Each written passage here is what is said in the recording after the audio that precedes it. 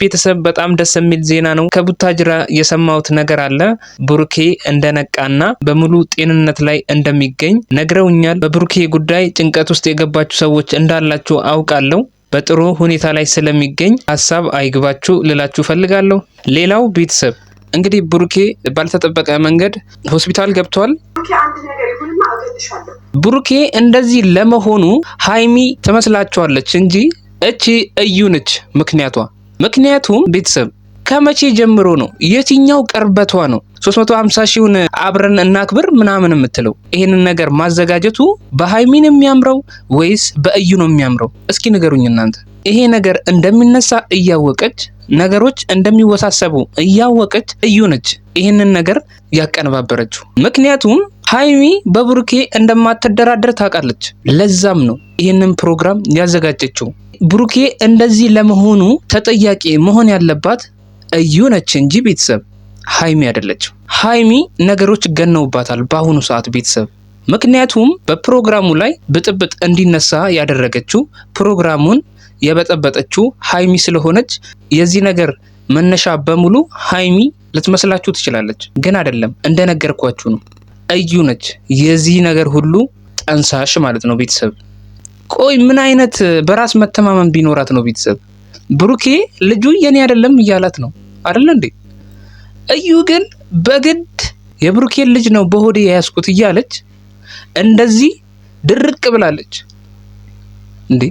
ብሩኬ እንደዚህ በራሱ እየተማመነ ልጁ የኔ አይደለም እያለ እሷ ይሄን ያህል እንዴት ልትተማመን ቻለች? ይሄን ያህል የሆነ በቃ እንደ ቤተሰባዊ አይነት ፍቅር ለብሩኬ መስጠቱ ምን ይባላል እንዴ? ይሄ ነገር ግን እንደዚህ አድርገሽ ማለት ነው እንደዚህ አድርገሽ እንደዚህ ከብሩኬ ስር አልቀርብ ብለሽ መጨረሻ ላይ ግን መዋረድሽ አይቀርም በእርግጠኝነት ማለት ነው።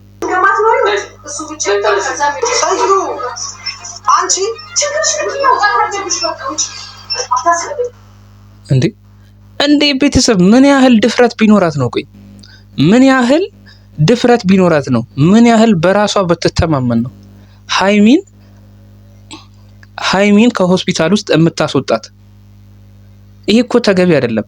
እሷ እዩ እንደዚህ የማድረግ መብትም የላትም ሲጀመር ማለት ነው ቤተሰብ። ሌላው ደግሞ የገረመኝ ሀብ ራሱ ዝም ብሎ ያያታል እዩን። ሃይሚን እንደዚህ ያንገላታቻት በእዩ ዙሪያ ያሉ ሰዎች ዝም ነው ያሉት፣ ምንም ያሉት ነገር የለም። ይሄ ለሃይሚ ክብር አለመስጠት ነው። ለሃይሚ ያላቸውን አመለካከት ነው የሚያሳየው። ይሄ ስንት ዘመን ከብሩኬ ጋር የኖረችው ሃይሚ ነች እንጂ እዩ አይደለችም ቤተሰብ። ገባችሁ?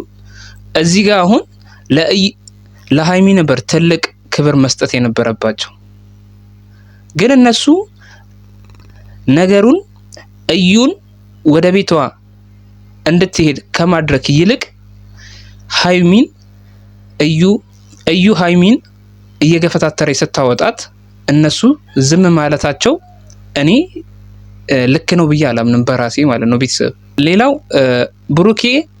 ሌላው ፍፄ በየፕሮግራሙ ላይ ሃይሚን ይመለከትሻል፣ ይሄ ጉዳይ የብሩኬ ጉዳይ ሁሌም ይመለከትሻል እያለ ሃይሚ ከመሃላቸው ስትጎል እየደወለ የሚጠራት ፍፄ ነው።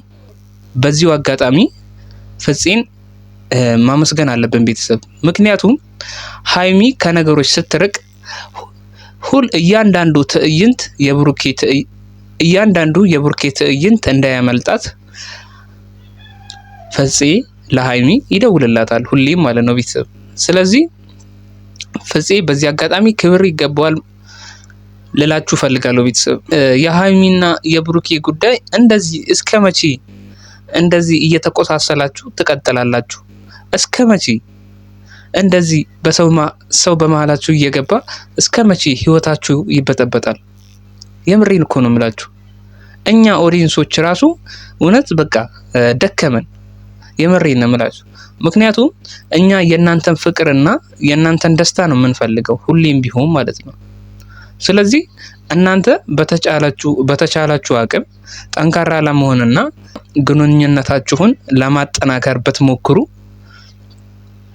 ለእናንተም ለሚመለከታችሁም ሰው በጣም ደስ የሚልና ክብር ስለሆነ ማለት ነው። እና ይህንን ነገር ብታስቡበት የተሻለ ይሆናል። ጨርሶ ይማረህ ልልህ እፈልጋለሁ። ውድና የተከበራችሁ የጨረቃ ፋሚሊ፣ የሰው ጭንቀት የሚያስጨንቃችሁ፣ የሰው ደስታ የሚያስደስታችሁ ውድ የሀገሬ ልጆች እንዴት ናችሁ? ሁሉ ሰላም? እኔ ጋር ሁሉ ሰላም። ውድና የተከበራችሁ የጨረቃ ፋሚሊ፣ የሰው ጭንቀት የሚያስጨንቃችሁ፣ የሰው ደስታ የሚያስደስታችሁ ውድ የሀገሬ ልጆች እንዴት ናችሁ? ሁሉ ሰላም? እኔ ጋር ሁሉ ሰላም። ውድና የተከበራችሁ የጨረቃ ፋሚሊ፣ የሰው ጭንቀት የሚያስጨንቃችሁ፣ የሰው ደስታ የሚያስደስታችሁ ውድ የሀገሬ ልጆች እንዴት ናችሁ? ሁሉ ሰላም? እኔ ጋር ሁሉ ሰላም።